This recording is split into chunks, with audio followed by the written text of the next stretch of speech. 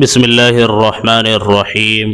حضرت جبرائیل علیہ السلام نے حضرت محمد صلی اللہ علیہ وسلم سے فرمایا، جو شخص روزانہ یہ کلمہ پڑھتا رہے، محترم عزیز، و دنیا کی زندگی چند سانسوں کا سفر ہے، نہ معلوم کون سا لمحہ آخری ہو، نہ معلوم کون سی نماز ہماری نجات کا سبب بن جائے۔ انسان دن رات دنیا کی فکر میں گھرا رہتا ہے، رزق، بیماری، اولاد، پریشانیاں، ناکامیاں اور گناہوں کا بوجھ اس کے دل کو تھکا دیتا ہے، مگر اللہ تعالیٰ نے اپنے بندوں کے لیے رحمت کے ایسے دروازے کھول رکھے ہیں جن کے ذریعے وہ تھوڑی سی محنت اور چند لمحوں کی عبادت سے اپنی دنیا بھی سنوار سکتے ہیں اور آخرت بھی۔ اسلام دین فطرت ہے اور اس کی بنیاد اللہ تعالیٰ کی یاد، ذکر اور اس کے محبوب نبی حضرت محمد صلی اللہ علیہ وسلم کی تعلیمات پر قائم ہے۔ انسان جب اس دنیا میں آتا ہے تو وہ بے بس اور کمزور ہوتا ہے، اور جب دنیا سے جاتا ہے تو بھی اسی طرح محتاج ہوتا ہے۔ زندگی کے اس سفر میں سب سے بڑی ضرورت اللہ تعالیٰ کی رحمت، مغفرت اور حفاظت ہے۔ یہی وجہ ہے کہ قرآن پاک اور احادیث مبارکہ میں ایسے اذکار اور کلمات کی بے شمار فضیلتیں بیان کی گئی ہے جو انسان کو دنیا اور آخرت دونوں میں کامیابی عطا کرتے ہیں۔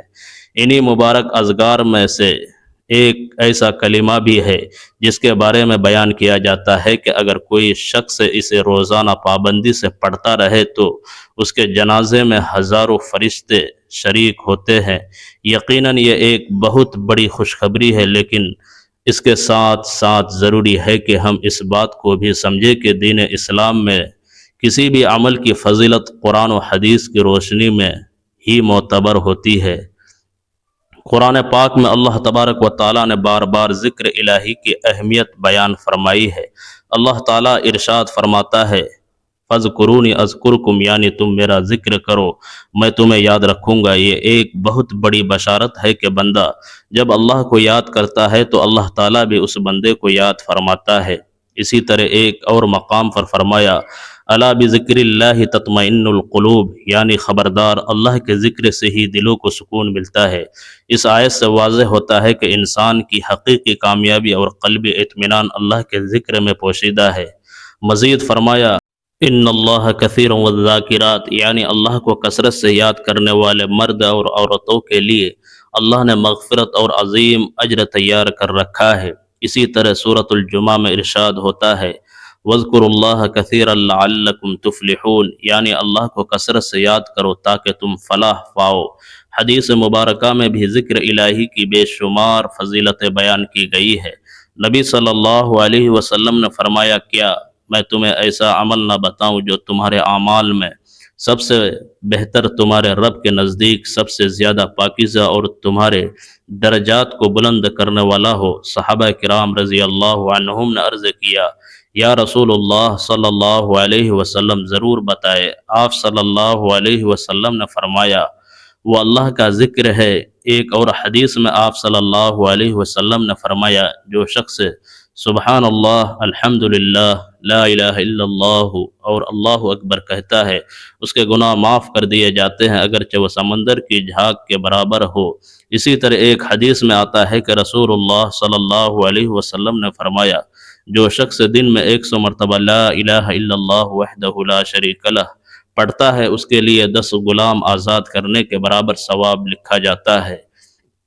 100 نیکیاں لکھی جاتی ہے اور 100 گناہ مٹا دیے جاتے ہیں۔ ایک اور حدیث میں نبی صلی اللہ علیہ وسلم نے فرمایا، جو شخص اللہ کا ذکر کرتا ہے اور جو نہیں کرتا، ان کی مثال زندہ اور مردہ کی طرح ہے۔ یہ تمام آیات اور احادیث اس بات کی واضح دلیل ہے کہ ذکر الہی انسان کے لیے دنیا و آخرت کی کامیابی کا ذریعہ ہے۔ لیکن جہاں تک اس خاص کلمے کے بارے میں بیان کی گئی فضیلت کا تعلق ہے، جیسا کہ جنازے میں ہزاروں فرشتوں کی شرکت، تمام قضا نمازوں کی معافی، جہنم کا حرام ہو جانا وغیرہ، تو ایسی مخصوص اور بڑی بڑی فضیلتوں کے لیے مستند اور صحیح حدیث کا ہونا ضروری ہے۔ دین اسلام ہمیں یہ سکھاتا ہے کہ ہم ہر بات کو تحقیق کے ساتھ قبول کریں، کیونکہ نبی صلی اللہ علیہ وسلم نے فرمایا، جس نے مجھ پر جھوٹ بولا وہ اپنا ٹھکانہ جہنم میں بنا لے۔ اس لیے ہمیں چاہیے کہ ہم کسی بھی وظیفے یا کلمے کو بیان کرتے وقت احتیاط سے کام لیں اور صرف وہی بات آگے پہنچائیں جو مستند ہو، اس کے باوجود یہ حقیقت اپنی جگہ قائم ہے کہ اللہ کا ذکر، درود شریف، استغفار اور کلمہ طیبہ جیسے اذکار انسان کے لیے بے شمار برکتوں کا سبب بنتے ہیں۔ خاص طور پر استغفر اللہ پڑھنے کی بہت زیادہ فضیلت ہے۔ قرآن پاک میں اللہ تعالیٰ نے فرمایا وَاسْتَغْفِرُوا رَبَّكُمْ إِنَّهُ كَانَ غَفَّارًا، یعنی اپنے رب سے معافی مانگو، بے شک وہ بہت زیادہ معاف کرنے والا ہے۔ اس کے نتیجے میں بارش، رزق اور اولاد میں برکت ہوتی ہے۔ اسی طرح درود شریف کے بارے میں آتا ہے کہ جو شخص ایک مرتبہ درود بھیجتا ہے اللہ تعالیٰ اس پر 10 رحمتیں نازل فرماتا ہے۔ ایک مسلمان کے لیے بہترین راستہ یہ ہے کہ وہ قرآن و سنت سے ثابت اذکار کو اپنی زندگی کا حصہ بنائے۔ صبح شام کے اذکار، نماز کے بعد کی تسبیحات، سونے سے پہلے کی دعائیں اور ہر وقت زبان پر جاری رہنے والا ذکر انسان کے لیے ایک مضبوط روحانی ڈھال بن جاتا ہے۔ جب بندہ اللہ کو یاد کرتا ہے تو اللہ تعالیٰ اس کی مشکلات کو آسان فرماتا ہے، اس کے گناہوں کو معاف فرماتا ہے، اس کے درجات کو بلند کرتا ہے اور اسے دنیا و آخرت کی کامیابی عطا فرماتا ہے۔ محترم عزیزو، ایک دن حضرت جبرائیل علیہ السلام حضور صلی اللہ علیہ وسلم کے پاس آئے اور کہا جو شخص یہ کلمہ پڑھے گا اس کے جنازے میں ہزاروں فرشتے شامل ہوں گے، قضا نمازیں معاف ہوں گی، موت کی سختی دور ہوگی، قبر کے عذاب سے دور ہوگا، جہنم اس پر حرام ہوگی۔ ایک بار آپ صلی اللہ علیہ وسلم نے دیکھا کہ حضرت جبرائیل علیہ السلام کچھ پریشان ہے۔ آپ صلی اللہ علیہ وسلم نے فرمایا جبرائیل علیہ السلام کیا معاملہ ہے؟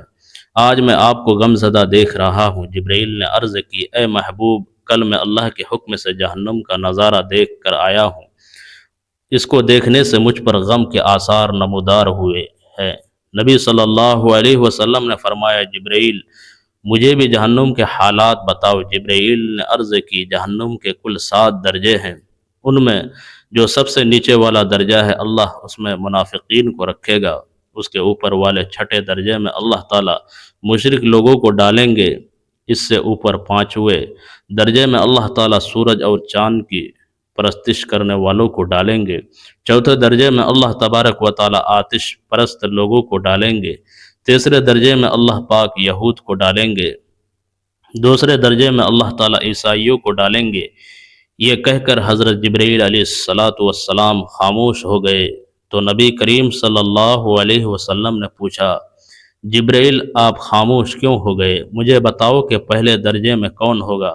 جبرائیل علیہ السلام نے عرض کیا اے اللہ کے رسول، پہلے درجے میں اللہ پاک آپ کی امت کے گناہ گاروں کو ڈالیں گے۔ جب نبی صلی اللہ علیہ وسلم نے یہ سنا کہ میری امت کو بھی جہنم میں ڈالا جائے گا تو آپ بے حد غمگین ہوئے اور آپ نے اللہ کے حضور دعا کرنا شروع کی۔ 3 دن ایسے گزرے کہ اللہ کے محبوب مسجد میں نماز پڑھنے کے لیے تشریف لاتے، نماز پڑھ کر حجرے مبارک میں تشریف لے جاتے اور دروازہ بند کر کے اللہ کے حضور رو رو کر فریاد کرتے۔ صحابہ حیران تھے کہ نبی صلی اللہ علیہ وسلم پر یہ کیسی کیفیت طاری ہوئی، مسجد سے حجرے جاتے ہیں، گھر بھی تشریف لے کر نہیں جا رہے ہیں۔ جب تیسرا دن ہوا تو سیدنا ابو بکر صدیق رضی اللہ عنہ سے رہا نہ گیا، وہ دروازے پر دستک دی اور سلام کیا لیکن سلام کا جواب نہ آیا۔ وہ روتے ہوئے سیدنا عمر کے پاس آئے اور فرمایا میں نے سلام کیا لیکن سلام کا جواب نہ پایا، لہٰذا آپ جائے، آپ کو ہو سکتا ہے کہ سلام کا جواب مل جائے۔ آپ گئے تو آپ نے 3 بار سلام کیا لیکن جواب نہ آیا۔ حضرت عمر نے سلمان فارسی کو بھیجا لیکن پھر بھی سلام کا جواب نہ آیا۔ سیدنا سلمان فارسی نے واقعہ کا تذکرہ حضرت علی رضی اللہ عنہ سے کیا۔ انہوں نے سوچا کہ جب اتنی عظیم شخصیات کو سلام کا جواب نہ ملا تو مجھے بھی خود نہیں جانا چاہیے بلکہ مجھے ان کی نور نظر بیٹی حضرت فاطمہ کو اندر بھیجنی چاہیے۔ لہٰذا انہوں نے فاطمہ رضی اللہ عنہا کو سب احوال بتا دیا اور حجرے کے دروازے پر آئی۔ ابا جان السلام علیکم۔ بیٹی کی آواز سن کر محبوب کائنات اٹھے اور دروازہ کھولا اور سلام کا جواب دیا۔ ابا جان آپ پر کیا کیفیت ہے کہ 3 دن سے آپ یہاں تشریف فرما ہے؟ نبی صلی اللہ علیہ وسلم نے فرمایا جبرائیل نے مجھے آگاہ کیا کہ میری امت بھی جہنم میں جائے گی، فاطمہ بیٹی، مجھے اپنی امت کے گنہگار کا غم کھائے جا رہا ہے اور میں اپنے مالک سے دعا کر رہا ہوں کہ اللہ ان کو معاف کرے اور جہنم سے بری کرے۔ یہ کہہ کر آپ پھر سجدے میں چلے گئے اور رونا شروع کیا۔ یا اللہ میری امت، یا اللہ میری امت کے گنہگاروں پر رحم کر، ان کو جہنم سے آزاد کر دے۔ اتنے میں حکم آیا، اے میرے محبوب غم نہ کرو، میں تم کو اتنا عطا کروں گا کہ آپ راضی ہو جاؤ گے۔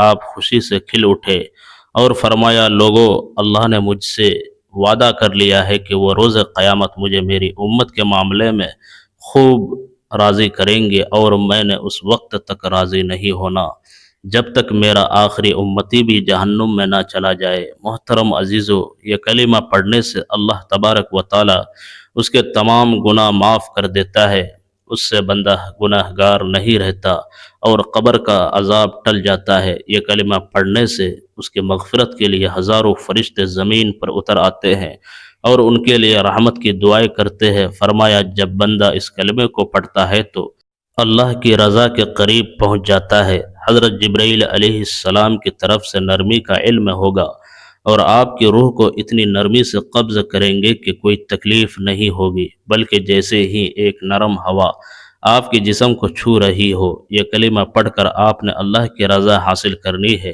یہ کلمہ آپ کے ساتھ قبر میں نور کی طرح ہوگا۔ جب آپ قبر میں پہنچیں گے تو یہ نور آپ کے ساتھ رہے گا، آپ کی قبر جنت کے باغات کی طرح روشن کر دے گا اور قیامت تک آپ کے ساتھ اس کی روشنی رہے گی۔ یہ کلمہ آپ کی آخرت کو بہتر بنانے کا ذریعہ ہے، اور جب آپ قیامت کے دن اللہ تبارک و تعالیٰ کی بارگاہ میں پیش ہوں گے تو یہ کلمہ آپ کے لیے شفاعت کرے گا۔ اللہ تعالیٰ آپ کو جنت کی نعمت عطا فرمائے گا۔ محترم عزیزو، ایک مرتبہ امیر المؤمنین حضرت علی رضی اللہ عنہ مسجد میں تشریف فرما تھے۔ ایک شخص آیا، اس کے چہرے پر خوف، پریشانی اور بے چینی نمایاں تھی۔ اس نے آتے ہی کہا، امیر المؤمنین، میں نے بہت گناہ کیے ہیں، میرا دل سخت ہو چکا ہے، میری آنکھوں سے آنسو خشک ہو چکے ہیں، مجھے نہ سکون ملتا ہے نہ خوشی، میں توبہ کرنا چاہتا ہوں مگر دل نہیں مانتا، آنکھیں نہیں روتے اور سجدہ نہیں ہوتا۔ امیر المؤمنین کیا، اللہ میرے جیسے گنہگار کو معاف کرے گا؟ حضرت علی رضی اللہ عنہ نے نرمی سے اس کی طرف دیکھا اور فرمایا، اے بندے خدا، تجھے کس نے کہا کہ اللہ تجھ سے ناراض ہے؟ کیا تو نے اس رب کو پہچانا نہیں جو بندے کے سجدے سے پہلے اس کے آنسو کو دیکھتا ہے؟ تو اس کے در کا سوالی ہے، اور وہ رب کبھی اپنے در کے سوالی کو خالی نہیں لوٹاتا۔ پھر حضرت علی رضی اللہ عنہ نے فرمایا، میں تمہیں نبی صلی اللہ علیہ وسلم کی ایک بات سناتا ہوں۔ آپ صلی اللہ علیہ وسلم نے فرمایا تھا، جب میرا بندہ میرے در پر آتا ہے اور روتا ہے تو میں فرشتوں سے کہتا ہوں کہ گواہ رہو، یہ میرا وہ بندہ ہے جس نے مجھ سے حیا کرتے ہوئے تنہائی میں مجھے پکارا ہے، میں نے اس کی فریاد سن لی، میں نے اس کے گناہ معاف کر دیے۔ حضرت علی رضی اللہ عنہ نے فرمایا، تو جس رب نے گناہوں میں ڈوبے ہوئے شخص کے لیے بھی مغفرت کا وعدہ فرمایا ہے، وہ تیرے لیے کیوں نہیں؟ تو پچھتا رہا ہے، تو خوف زدہ ہے، تو اس کی رحمت کا امیدوار ہے، تو سن، تیرے پچھتاوے ہی نے اللہ کا دروازہ کھٹکھٹا دیا۔ بس اب دیر نہ کر، وضو کر اور 2 رکعت ندامت کی نماز پڑھ اور سچے دل سے کہہ دے، یا اللہ، میں تیرے سوا کسی کا نہیں، میں نے اپنی جان پر ظلم کیا مگر تو رحیم ہے، میں لوٹ آیا ہوں، مجھے اپنا بنا لے۔ اور سن، اگر تیرے آنسو نہ بھی نکلے تو دل کا ٹوٹنا آنسو سے بھی بڑا سجدہ ہے۔ حضرت علی رضی اللہ عنہ کی یہ بات سن کر وہ پھوٹ پھوٹ کر رونے لگا، سجدے میں گر پڑا اور روتے روتے کہتا رہا، یا اللہ، میں گنہگار ہوں مگر تیرا در نہیں چھوڑوں گا۔ حضرت علی رضی اللہ عنہ نے آسمان کی طرف دیکھا اور فرمایا، اے اللہ، یہ تیرا بندہ ہے، یہ تیرا وہ بندہ ہے جو تیرے فضل کا طالب ہے، تو غفور الرحیم ہے، تو معاف کرنے والا ہے، اس کے آنسو کو قبول فرما۔ محترم عزیزو، حضرت ابو امامہ رضی اللہ عنہ سے روایت ہے کہ نبی صلی اللہ علیہ وسلم نے فرمایا، میری امت میں کچھ لوگ ایسے ہوں گے کہ قیامت کے دن ان کے گناہ پہاڑوں سے بھی بڑے ہوں گے، زمین کی وسعتوں تک پھیلے ہوں گے، آسمان تک بلند ہوں گے، مگر جب وہ اپنے اعمال کے ساتھ اللہ کے حضور کھڑے ہوں گے تو اللہ رب العالمین فرشتوں سے فرمائے گا، میرے ان بندوں کا حساب نہ لو، ان کے گناہوں پر پردہ ڈال دو، ان کے دائیں بائیں کوئی نہ دیکھے، انہیں میرے قریب لے آؤ، ان کے دلوں میں میرے لیے ایک خاص محبت تھی، یہ گناہ تو کرتے تھے مگر جب کبھی میرا نام سنتے ان کی آنکھیں بھر آتے، جب کوئی انہیں میرے رسول کا فرمان سناتا تو ان کے دل لرز جاتے، جب رات کی تاریکی میں تنہائی ہوتی تو ان کے دل مجھ سے اہم کلام ہوتے، جب یہ گناہوں کے بعد ٹوٹتے اور میری طرف پلٹتے تو میں اپنے عرش سے جھک کر سنتا، ان کی آنکھوں کی آواز مجھے محبوب تھی، ان کی ندامت مجھے پسند تھی، ان کی آنکھوں کے آنسو میرے لیے ان کے سجدوں سے بھی زیادہ قیمتی تھے، ان کے چہرے مٹی پر ہوتے مگر دل عرش کی جانب بلند ہوتے، فرشتے حیران ہوتے کہ یہ گناہگار ہو کر بھی مقرب کیوں ہے؟ اللہ فرماتا ہے کیونکہ اس نے میری طرف امید کا در کھلا رکھا تھا، کیونکہ یہ جب بھی بکھرا میں نے اسے سمیٹا، جب ٹوٹا میں نے جوڑا، جب بھی گرا میں نے تھاما، کیونکہ مجھے پکارنا جانتا تھا، اے میرے بندے تو کہاں نہ گیا، تو نے دنیا کو اپنا سہارا بنایا، تو بندوں کے سامنے جھکا، تو نے وقت ضائع کیا، تو نے گناہوں سے دل کو کالا کیا، مگر جب تیری دنیا اجڑ گئی، تیرے خواب چکنا چور ہو گئے، تیری امیدیں ختم ہو گئی، تب میرے در پر آیا، تو نے کہا یا اللہ، تو نے روتے ہوئے کہا یا رب، تو نے رات کے آخری پہر میں سسکتے ہوئے کہا اے میرے رب میں تھک گیا ہوں، میں ہار گیا ہوں، میں ٹوٹ گیا ہوں، تب میں نے تیرے دل کی وہ آواز سنی جو زبان پر نہ تھی، میں نے عرش سے فرشتوں کو فرمایا اس بندے کو تنہا مت چھوڑنا، میں وہی اللہ ہوں جو توبہ قبول کرنے والا ہوں، میں وہی اللہ ہوں جو توبہ کرنے والے سے خوش ہوتا ہوں، اور جب کوئی بندہ سچے دل سے ایک بار بھی یا اللہ کہتا ہے تو میں اس کی طرف متوجہ ہو جاتا ہوں۔ نبی صلی اللہ علیہ وسلم نے فرمایا قیامت کے دن کچھ چہرے روشن ہوں گے، ان کے گناہ بہت ہوں گے مگر ان کے دلوں میں اللہ کی عظمت کا نور ہوگا، ان کے ہاتھ خالی ہوں گے مگر اللہ کی رحمت ان کے سامنے ہوگی، اور ان سے کہا جائے گا آج تمہیں وہ رب معاف کر رہا ہے جس سے تم شرمندہ تھے، تمہارے وہ آنسو گواہ ہے جو رات کی تنہائی میں بہے، تمہاری وہ آہیں تمہاری دلیل ہے جو تم نے خلوت میں بھرے، تمہاری وہ دعائیں گواہی دے رہی ہے جو تم نے دل سے مانگی تھی، تم نے دنیا والوں سے چھپ کر جو آنسو بہے وہ آج تمہارے حق میں حجت بن رہے ہیں۔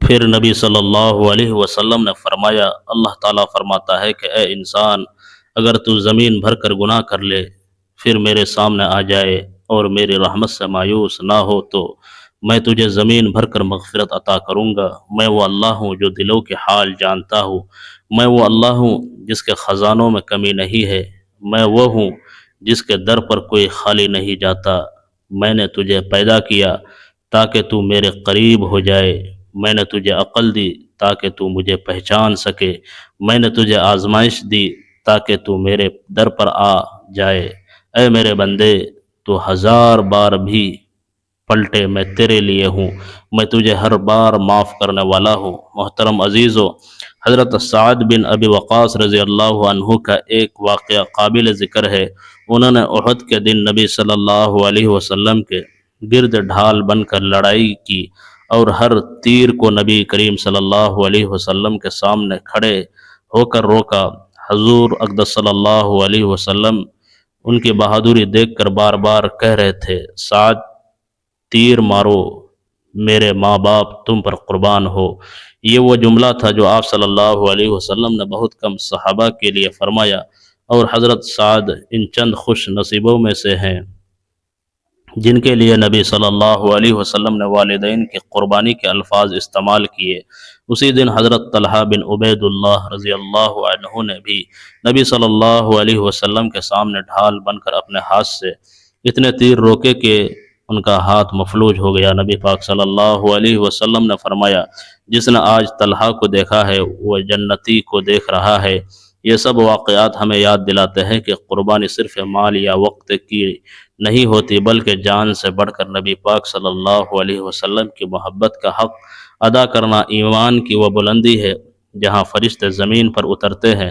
صحابہ کرام رضی اللہ عنہم کی زندگیاں صرف تاریخ نہیں بلکہ وہ عملی قرآن پاک پر عمل کرنے والے تھے۔ ان کے واقعات آج بھی ہمیں جھنجھوڑتے ہیں کہ ہم کیا کر رہے ہیں نبی کے دین کے لیے، ان کے طریقے کے لیے، ان کے مشن کے لیے، اور کب ہم اپنی نیند، اپنی خواہش، اپنی زندگی سے غافل ہو کر اللہ کے دین کے لیے وہ جذبہ لائیں گے جو صحابہ کرام رضی اللہ عنہم نے دکھایا تھا۔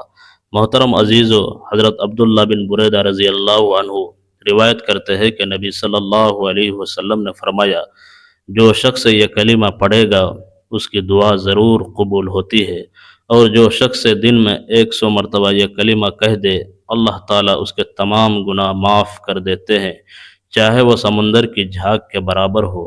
یہ کلمہ پڑھنے سے اس کی مغفرت کے لیے ہزاروں فرشتے زمین پر اترتے ہیں اور ان کے لیے رحمت کی دعا کرتے ہیں۔ جب بندہ ان کلمات کو پڑھتا ہے تو اللہ کی رضا کے قریب پہنچتا ہے۔ حضرت جبرائیل علیہ السلام کی طرف سے نرمی کا علم ہوگا اور آپ کی روح کو اتنی نرمی سے قبض کریں گے کہ کوئی تکلیف نہ ہوگی، بلکہ جیسے ایک نرم ہوا آپ کی جسم کو چھو رہی ہو۔ جب آپ قبر میں پہنچیں گے تو یہ نور آپ کے ساتھ ہوگا، آپ کی قبر کو جنت کے باغات کی طرح روشن کر دے گا، اور قیامت تک آپ کے ساتھ یہ روشنی رہے گی۔ یہ کلمہ آپ کی آخرت کو بہتر بنانے کا ذریعہ ہے، اور جب قیامت کے دن اللہ کی بارگاہ میں پیش ہوں گے تو یہ کلمات آپ کے لیے شفاعت کریں گے۔ اللہ تعالیٰ آپ کو ان کلمات کی برکت سے جنت کی نعمت سے سرفراز فرمائے گا۔ وہ موت کی سختی سے دور ہوگا، قبر کے عذاب سے دور ہوگا، جہنم اس پر حرام ہوگی، جنت اس پر واجب ہوگی۔ ابن سعد باقی نے روایت کی ہے کہ ہم مقام تبوک میں ایک دن حضور اقدس صلی اللہ علیہ وسلم کی خدمت اقدس میں تھے۔ سورج نکلنے کا وقت تھا۔ سورج عجیب و غریب چمک دمک اور حیرت انگیز روشنی اور شعاعوں کے ساتھ نکلا۔ آج کی روشنی ہر دن کی روشنی سے نئی نرالی پر نور تھی۔ اس سے پہلے کبھی اس طرح سورج طلوع ہوتے نہیں دیکھا۔ ہم سب کچھ دیکھ کر تعجب کر رہے تھے کہ اسی وقت حضرت جبرائیل امین علیہ السلام بارگاہ رسالت میں تشریف لائے۔ حضور اقدس صلی اللہ علیہ وسلم نے فرمایا، اے جبرائیل، آج کیا بات ہے جو سورج اس آب و تاب کے ساتھ طلوع ہو رہا ہے؟ اس سے پہلے ایسا نہیں دیکھا۔ حضرت جبرائیل علیہ السلام نے عرض کیا، اس کی وجہ یہ ہے کہ آج معاویہ جو بڑے سائل اور جلیل القدر صحابی تھے، جن کا مدینہ شریف میں انتقال ہو گیا ہے، تو اللہ تعالیٰ نے ہزاروں فرشتے ان کی نماز جنازہ پڑھنے کے لیے بھیجے ہیں۔ آپ نے فرمایا، یہ عزت و تکریم کس لیے کی گئی ہے؟ حضرت جبرائیل امین علیہ السلام نے عرض کی، وہ باکثرت سورۃ الاخلاص دن رات چلتے پھرتے اٹھتے بیٹھتے پڑھا کرتے تھے، اور آپ کی شفاعت اس پر لازم ہو گئی۔ اگر آپ فرمائے تو میں زمین کھینچ کر آپ کے سامنے کر دوں تاکہ آپ بھی ان کا جنازہ پڑھے اور آپ کی دعائیں مستجاب سے مستفید ہو۔ حضور اکرم صلی اللہ علیہ وسلم نے فرمایا، بہتر ہے۔ حضرت جبرائیل امین علیہ السلام نے پر مار کر جب سب کچھ ہٹا دیا، کوئی چیز درمیان میں حائل نہ رہی، جنازہ آپ کے سامنے آ گیا۔ آپ نے ملاحظہ فرمایا اور 70,000 فرشتوں کی 2 جماعتیں صفے پیچھے لے کر نماز جنازہ ادا فرمائی۔ حضرت جبرائیل امین علیہ السلام نے حضور پاک صلی اللہ علیہ وسلم سے عرض کیا، جو شخص یہ کلمات پڑھتا رہے گا اس کے جنازے میں ہزاروں فرشتے موجود ہوں گے، قضا نمازیں سب معاف ہوگی، وہ موت کی سختی سے دور ہوگا، قبر کے عذاب سے دور ہوگا، جہنم اس پر حرام ہوگی اور جنت اس پر واجب ہو جائے گی۔ تو محترم عزیزو، یہ کلمات آپ کو جب جہاں جیسے وقت ملے آپ نے پڑھ لینے ہیں۔ اس لیے سب سے پہلے آپ نے حضور پاک صلی اللہ علیہ وسلم کی ذات اقدس پر درود پاک کا نذرانہ پیش کرنا ہے۔ ایک بار ثواب کی نیت سے میرے ساتھ بھی درود پاک پڑھ لیں۔ اللہم صلی علی محمد وعلی آل محمد کما صلیت علی ابراہیم وعلی آل ابراہیم انک حمید مجید۔ اللهم بارک علی محمد وعلی آل محمد کما بارکت علی ابراہیم وعلی آل ابراہیم انک حمید مجید۔ درود پاک پڑھنے کے بعد آپ نے 21 مرتبہ سورۃ الاخلاص پڑھ لینی ہے۔ سورۃ الاخلاص قرآن مجید کی سب سے چھوٹی سورت ہے جو 4 آیات پر مشتمل ہے، جس میں اللہ تعالیٰ کی توحید و رسالت اور وحدانیت کو بیان کیا گیا ہے، اور یہ صورت ہر کسی کو آتی ہے۔ ایک بار ثواب کی نیت سے میرے ساتھ بھی پڑھ لے۔ بسم اللہ الرحمن الرحیم۔ قل هو اللہ احد اللہ الصمد لم یلد ولم یولد ولم یکن لہ کفوا احد۔ 21 مرتبہ سورۃ الاخلاص پڑھنے کے بعد آپ نے ایک تسبیح سبحان اللہ والحمد للہ ولا الہ الا اللہ واللہ اکبر ولا حول ولا قوة الا باللہ العلی العظیم پڑھنی ہے۔ اس کلمے کی مکمل ایک تسبیح پڑھنے کے بعد آپ نے 33 مرتبہ استغفر اللہ ربی و اتوب الیہ پڑھنا ہے، اور اس کے بعد آپ نے 1 مرتبہ سورۃ المزمل کی تلاوت کرنی ہے۔ آخر میں پھر آپ نے 1 مرتبہ درود پاک پڑھنا ہے جو شروع میں پڑھا تھا۔ اس کے بعد آخر میں آپ نے دعا کرنی ہے، اور دعا اس طرح سے کرنی ہے: میں اللہ سے تمام گناہوں کی بخشش مانگتا ہوں جو میرا رب ہے، اور اسی کی طرف رجوع کرتا ہوں۔ اے میرے پاک پروردگار، ہمارے تمام گناہوں کو معاف فرما، ہمیں ایسی زندگی گزارنے کی توفیق عطا کر جس زندگی سے تو راضی ہو جائے، ہمیں اطمینان قلب کی دولت سے مالا مال فرما، اور اپنی نعمت ہمارے اعمال کے حساب سے نہیں بلکہ اپنی رحمتوں کے حساب سے عطا فرما۔ یا اللہ، ہم تیری رضا میں راضی ہے، ہمیں اسی پر قائم رکھ۔ اللہ رب العزت ہمارے عیب، دانستہ اور نادانستہ گناہوں کو، کوتاہیوں کو معاف فرماتے ہوئے ہم پر اپنا کرم فرما، اور ہمیں آسانیاں بانٹنے کی ہمت اور توفیق عطا فرما۔ یا رب، ہماری سب دعائیں اور حاجات اپنی شان کے مطابق قبول فرمائے، آمین یا رب العالمین۔ محترم عزیزو، آخر میں یہ بات سمجھنا بہت ضروری ہے کہ دین میں اصل کامیابی اخلاص اور عمل میں ہے۔ صرف کلمات پڑھ لینا کافی نہیں بلکہ دل کی حاضری، یقین اور نیک اعمال بھی ضروری ہے۔ اگر کوئی شخص سچے دل سے اللہ کا ذکر کرے، اپنے گناہوں سے توبہ کرے، نمازوں کی پابندی کرے اور سنت نبوی صلی اللہ علیہ وسلم پر عمل کرے تو یقیناً اللہ تعالیٰ اس پر اپنی رحمتوں کے دروازے کھول دیتا ہے۔ اللہ تعالیٰ ہمیں کثرت سے اپنا ذکر کرنے والا، سچی توبہ کرنے والا اور نیک اعمال کرنے والا بنا دے، آمین۔ محترم عزیزو، گزارش ہے کہ ویڈیو کو لائک کریں، شیئر کریں، سبسکرائب کرنا نہ بھولیں۔ جزاک اللہ خیرا کثیرا۔